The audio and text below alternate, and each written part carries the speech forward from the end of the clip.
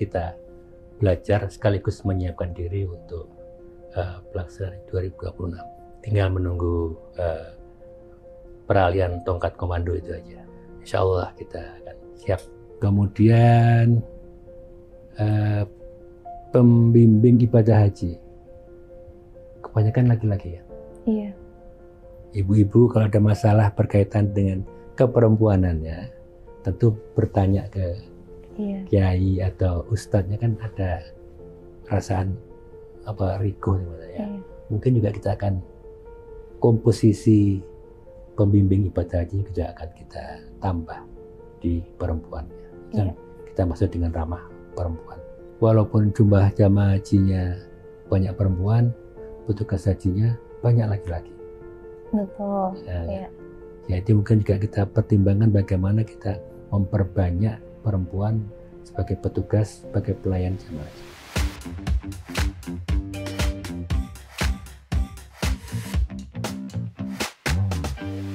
Assalamualaikum warahmatullahi wabarakatuh. Salam sejahtera Sobat Republika. Dinamika penyelenggaraan ibadah haji memang menarik untuk kita simak. Tahun ini Kementerian Agama menjadi tahun terakhir Kementerian Agama mengampu penyelenggaraan ibadah haji. Nah, tahun depan tanggung jawab penyelenggaraan ibadah haji akan berpindah ke Badan Penyelenggara Haji.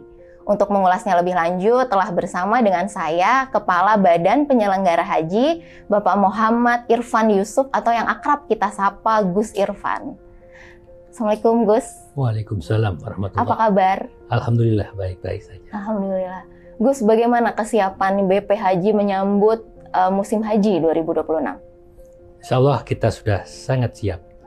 Karena pada tahun 2025 kemarin, musim haji kita berfungsi memberikan dukungan sekaligus pengawasan pelaksanaan haji 2025. Disitulah kita belajar sekaligus menyiapkan diri untuk pelaksanaan 2026.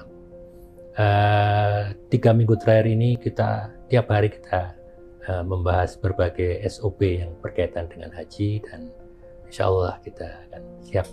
Tinggal menunggu peralihan tongkat komando itu aja. Oke, insya Allah lancar ya Gus ya? Insya Allah lancar. Soal perekrutan pegawai BP Haji bagaimana Gus? Akan ada alih status? Kemenak bagaimana? Ini yang kita tunggu dari revisi undang-undang. Tapi yang kemarin masuk ke pemerintah itu seperti potong langsung dari PHU di pusat langsung masuk ke Badan Haji, yang di provinsi Kabid Haji provinsi langsung masuk ke BPH provinsi. Demikian juga yang di kabupaten kota ada Kasih Haji itu langsung masuk ke BPH kabupaten atau kota. Jadi otomatis gitu ya Gus? Otomatis. Sementara infrastruktur insya Allah relatif sudah ada semuanya. Di provinsi kita ada ke asrama-asrama haji yang bisa kita jadikan kantor Kanwil Badan Haji. Sementara di kabupaten kota sudah ada gedung pelayanan haji umroh terpadu, itu yang selama ini menjadi pusat layanan jamaah haji di kota maupun kabupaten. Semua akan jadi bagian dari Badan Penyelenggara Haji. Artinya infrastruktur sampai ke daerah udah siap? Insya Allah udah siap, udah semuanya. Tinggal menunggu selesainya revisi haji ini. Gus, ada kabar akan merekrut pegawai non-muslim. Bagaimana itu Gus? Ini sebetulnya bukan hal yang baru. Di beberapa daerah non-muslim seperti NTT, Bali, itu teman-teman yang melayani calon jamaah haji ada teman-teman yang non-muslim. Bukan hal yang baru. Di sini juga di Badan Haji sekarang sudah ada beberapa tenaga di Siskohat, ada beberapa orang yang non-muslim. Saya kira bukan hal yang aneh, bukan hal yang baru, dah lumrah-lumrah saja. Baik. Gus, terkait penerapan dinamika di lapangan yang musim haji kemarin ada dinamika terkait multi syarikah di lapangan. Salah satunya yang paling disorot adalah jamaah haji terpisah kloter. Gitu. Dari BP Haji, apa akan menerapkan pola yang sama atau perbaikannya seperti apa, Gus? Tentu kita bukan keledai yang mau terperosok ke lubang yang sama 2 kali. Jadi kita sudah berkoordinasi dengan banyak pihak, termasuk Kementerian Haji di Saudi. Kemungkinan multisyarikah masih, tapi tidak sampai 8, mungkin 2 maksimal 3. Yang kedua, prosesnya kita awali jauh lebih daripada yang kemarin, sehingga kita harapkan Syawal itu semua pemvisaan sudah selesai. Salah satu kendala kemarin adalah pemvisaan belum selesai bahkan menjelang hari-hari keberangkatan. Sehingga ketika mau berangkat visa belum siap, sementara tidak mungkin kita membiarkan seat kosong, maka diisi oleh calon-calon guide kloter lain, sehingga akhirnya banyak permasalahan yang terjadi seperti itu. Jadi sekarang BP Haji statusnya masih menunggu revisi Undang-Undang Haji ya Gus, untuk bisa melangkah. Sambil menunggu kita menyiapkan, artinya semua sudah kita siapkan, dan tiap hari kita selalu menyiapkan ini. Tentu saja koordinasi dengan banyak pihak, termasuk juga dengan PHU Kemenak yang hari-hari ini sedang ada rapat evaluasi.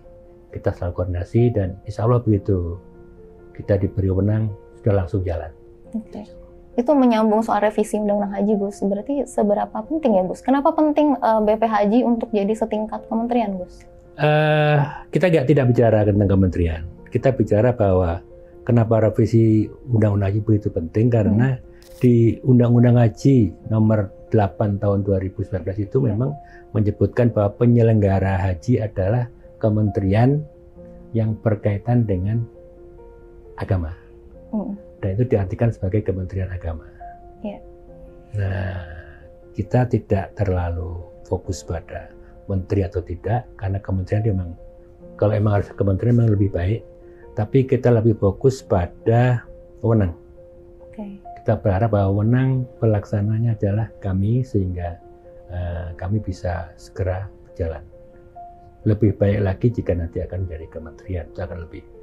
Karena memang suasana yang berkembang di teman-teman di DPR, beberapa fraksi minta udahlah sekalian jadi kementerian saja, supaya lebih, menurut mereka lebih apple to apple dengan teman-teman di Saudi. Tapi berarti sejauh ini sudah ada koordinasi dengan pemerintah Arab Saudi ya, Gus? Saya ini dilantik Pak Prabowo Oktober. November saya sudah ketemu dengan Menteri Haji. Januari, Februari, sampai hari ini mungkin sudah 5-6 kali saya ketemu dengan. Artinya bukan sekedar ketemu, tapi kita koordinasi. Sementara koordinasi dengan by WA segala macam itu selalu intens. Apalagi kalau juga ada sesuatu hal yang baru, yang ada yang perlu perhatian kita, tentu selalu komunikasi dengan baik. Dan alhamdulillah lancar. Bahkan sebelum musim haji kemarin, saya diundang oleh Kementerian Haji untuk menjadi pembicara di forum haji dan ziarah di Madinah. Artinya mereka memang sudah sangat paham dengan kita dan sangat respect dengan kita, dan itu disampaikan secara lisan oleh mereka bahwa teman-teman Kementerian Haji sangat respect terhadap kebijakan Pak Presiden Prabowo untuk membentuk badan haji yang bagi mereka akan menjadikan kita akan lebih fokus pada proses haji maupun umroh. Bicara soal biaya haji, Gus, tahun ini kan biaya haji sudah turun 4 juta ya. Terus ini juga jadi hal yang di-highlight sama Presiden Prabowo. Bahkan beliau bilang kalau bisa lebih turun lagi gitu. Kalau dari BP Haji strateginya seperti apa, Gus? Ya memang ini amanah dari Presiden. Tentu selain memberikan pelayanan terbaik itu, pelayanan itu bisa diartikan servis yang memuaskan, yang nyaman, juga biaya yang bisa ditekan. Alhamdulillah tahun kemarin itu walaupun dengan sedikit perdebatan yang agak intens dengan teman-teman di PHU Kemenak, akhirnya kita bisa turun 4 jutaan. Dan Presiden alhamdulillah sangat apresiasi dengan itu, walaupun pada kalimat berikutnya beliau nanya, bisa nggak turun lagi? Ya, itu. bagi kami itu bukan pertanyaan itu perintah itu yang dikemas dalam bentuk pertanyaan. Jadi ya insya Allah kita berupaya mencari titik-titik di mana kita bisa mengurangi biaya. Biaya haji ini yang terbesar adalah penerbangan. Penerbangan itu hampir 40%. Hampir setengahnya. Hampir 40%. Iya. Kalau biaya haji total 89 juta, penerbangan itu rata-rata 33 juta. Artinya 30 sekian persen. Besar porsinya. Nah, tentu kalau itu bisa berkurang, tentu akan sangat signifikan buat mengurangi biaya haji. Misalkan penerbangan berkurang 5% aja, itu akan berimbas pada pengurangan lebih besar dari itu. Tapi tentu itu harus kita komunikasi dengan penerbangan. Kita tidak bisa memutuskan sendiri karena itu adalah ranah mereka. Yang kedua adalah penginapan dan catering cukup besar. Catering itu sehari hampir 80 miliar rupiah sehari. Sehingga kita berpikiran bisa nggak kita mengurangi masa tinggal. Kalau masa tinggal dikurangi, syukur 10 hari berarti 800 miliar penghematan. Tapi saya kira tahun ini kita nggak akan bisa mengurangi sampai 10 hari. Paling nggak kita berharap 2-3 hari itu bisa terkurangi. Itu sudah suatu hal yang luar biasa karena untuk mengurangi masa tinggal itu nggak gampang. Karena masa tinggal itu terkait dengan slot penerbangan berangkat maupun pulangnya ke Indonesia. Jadi itu tetap sekali lagi koordinasinya dengan maskapai juga. Jadi koordinasi lintas sektor. Sektor betul. Apa bisa dipotong Gus dari waktu untuk sholat arba'in itu? Memungkinkan nggak ya? Arba'in kan cuma 8 hari. Sementara kita 40 hari rata-rata. Walaupun sebenarnya kalau kita cek Mbak ya, ada beberapa daerah yang kemarin ternyata cuma 38-39 hari. Oh iya. Ada. Jadi arba'in 8 hari, sementara haji kan ya maksimal 5 hari. 8 sama 13. Berarti kan ya sebetulnya ideal 20 hari, tapi nggak mungkin karena memang aturan di sana juga emang di Saudi memang harus ada angka-angka tertentu yang harus kita lakukan untuk bisa tinggal di sana. Apa termasuk kampung haji bisa jadi salah satu cara menekan? Kampung haji tentu satu sisi menekan biaya, tapi di sisi lain lebih pada koordinasi pelayanan pada jamaah haji. Tentu akan lebih mudah, lebih nyaman. Jamaah haji kita kumpulkan di satu area. Ini gambarannya dari Presiden. Di area itu ada rumah sakit. Di area itu ada dapur sekaligus tempat makan. Di area itu ada UMKM yang membuka toko-toko, kios-kios, sehingga itu akan lebih memudahkan kita dalam koordinasi pembinaan kepada jamaah haji kita. Itu yang kita harapkan. Itu sudah dibicarakan dengan pihak Saudi, katanya sudah ada tanah yang disiapkan. Sebetulnya kita sudah sampaikan kepada pemerintah Saudi, dan pemerintah Saudi pada prinsipnya menyetujui itu. Sementara untuk teknis lainnya nanti sedang akan dibicarakan oleh pemerintah Saudi. Pak Presiden Prabowo sudah menyampaikan keinginan kita kepada Prince MBS itu. Oke.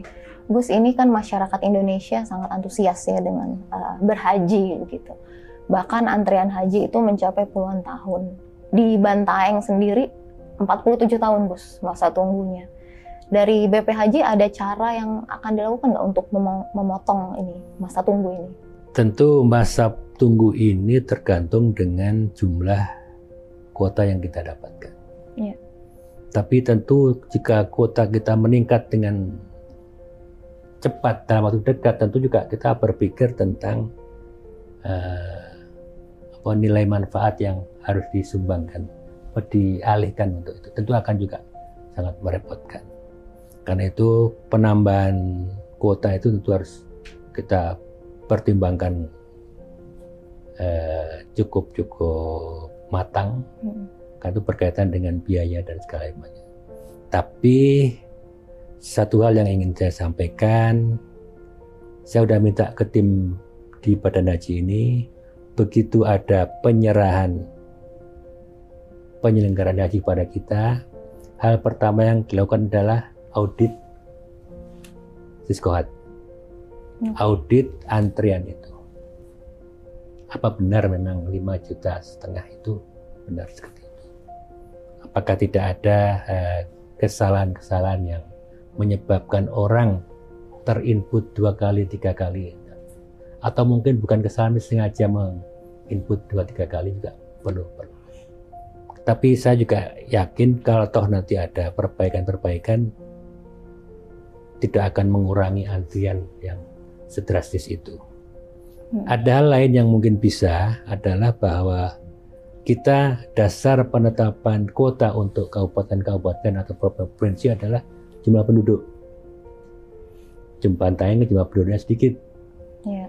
Karena itu datanya sedikit. Provinsi Sulawesi Selatan juga jumlah penduduknya dibandingkan provinsi di Jawa Barat misalkan jauh kan. Jadi ya dapat jatahnya juga nggak sebanyak Jawa Barat.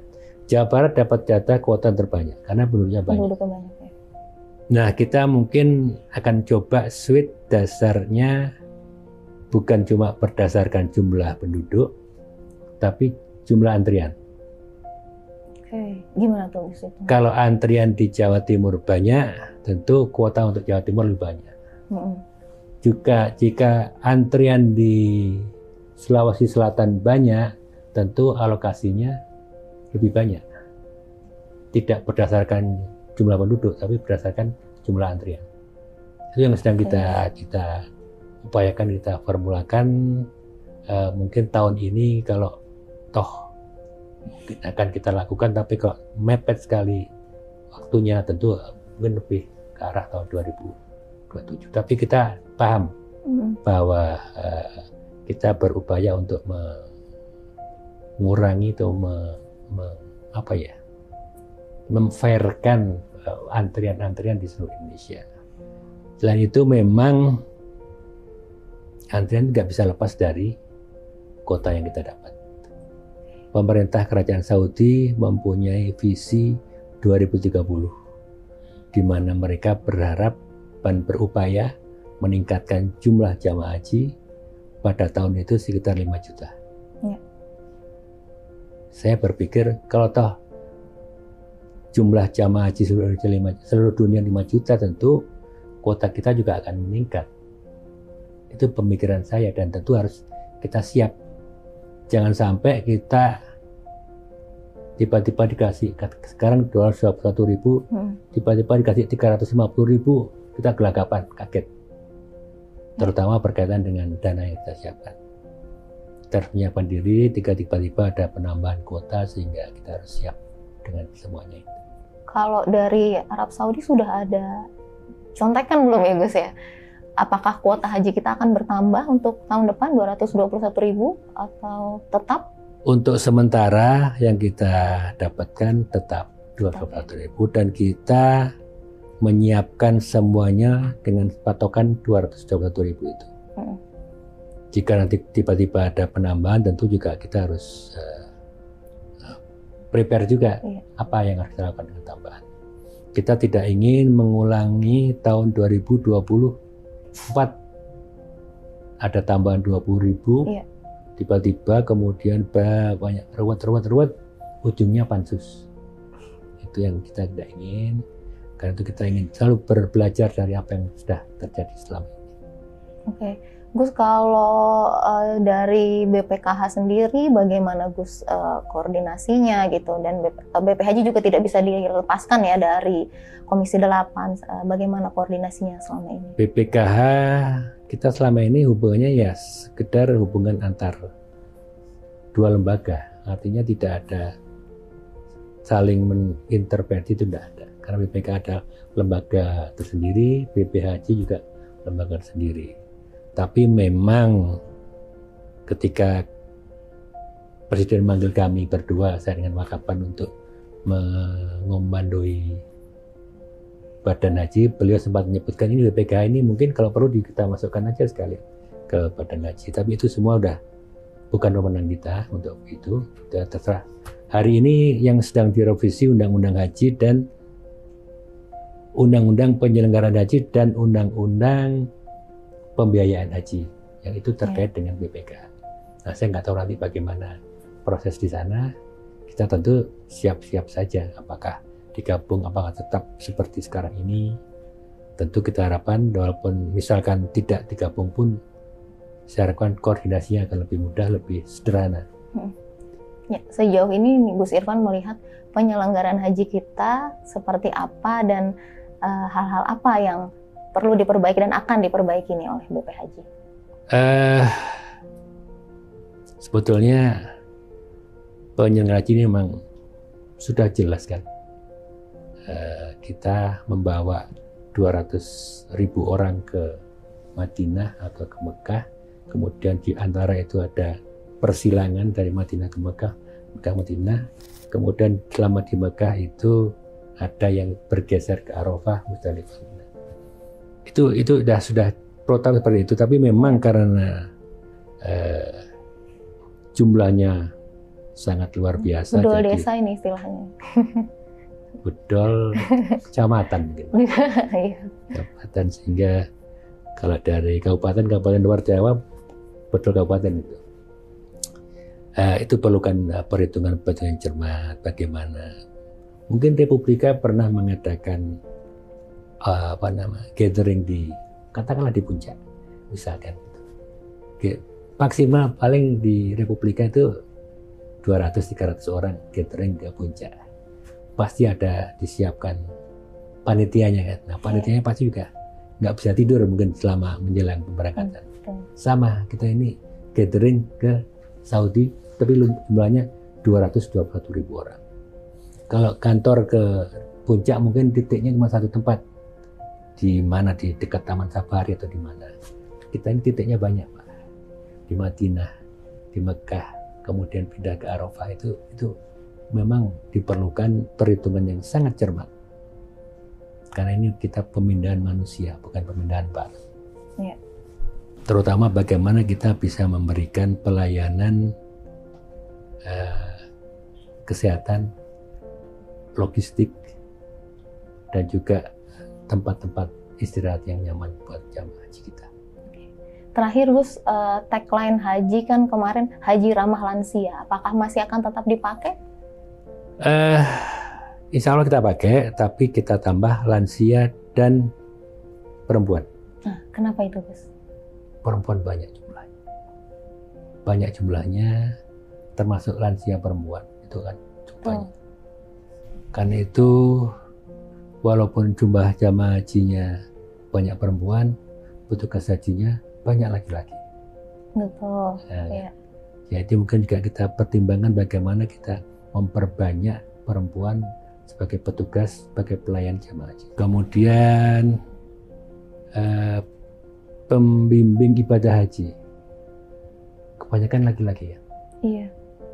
Ibu-ibu kalau ada masalah berkaitan dengan keperempuanannya, tentu bertanya ke kiai atau ustadznya, kan ada perasaan rigo ya. Mungkin juga kita akan komposisi pembimbing ibadah haji juga akan kita tambah di perempuannya. Kita maksud dengan ramah perempuan. Oke, baik. Itu memang kurang match ya Gus di lapangannya sama laki-laki dan perempuan proporsinya. Baik, terima kasih Gus Irfan atas kesempatannya bersama Republika, sudah meluangkan waktu di tengah-tengah kesibukan. Saya terima kasih banyak, sehat selalu ya Gus. Alhamdulillah. Sobat Republika, itu tadi bincang-bincang kita bersama Kepala BP Haji Gus Irfan tentang upaya mewujudkan penyelenggaraan ibadah haji yang aman, nyaman, dan juga mandiri. Tentunya ada harapan besar musim haji 2026 menjadi momentum transformasi penyelenggaraan haji yang lebih baik lagi. Terima kasih atas kebersamaan Sobat Republika. Saya Andi Nur Salika, pamit. Kita ketemu lagi di bincang-bincang berikutnya. Wassalamualaikum warahmatullahi wabarakatuh.